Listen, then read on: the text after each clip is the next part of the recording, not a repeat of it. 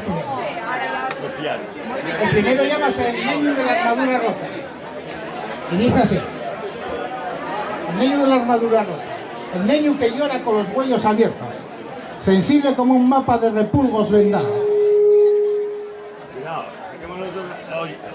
Los dos puños con maldrayos de silencio. Construyó la su armadura con bolsas de supermercado. Aluminio prensado con tan fino como un susurio. Un caballero a los 7 años esviando puñaladas y anzés volviendo. Cada bolladura en el pecho diera una carta de amor mal doblada.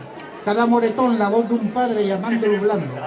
Demasiado blando para las cartas de amor, demasiado duro para las griescas del patio del recreo. Ríense cuando lloraba, así la que se tragaba los sollozos como piedras, besando los fundises a donde el dolor no podría volver a remanecer. Pero ay, cómo blandía los puños, contra los abusadores, contra los hombres, contra el dolor de esos costilleros, donde vivía la ternura impune como la luz, atrapada en un frasco. Cada golpe, cada riña, cada desamor ya era una pieza de armadura cañadura.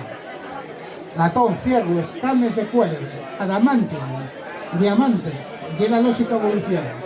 El amor dicen que hay un arma contundente, cutir hasta hacerlo dulce, hasta que sangra miel. Y el niño, afogándose en sus propias corduras, aprende a beber, veneno como si fuera leche materna. El amor dicen de un arma contundente, que la noche despegaba papel de aluminio, estudiaba los pliegues como si fueran mapes de batalla y soñaba con un amor que no deseara más. Gracias.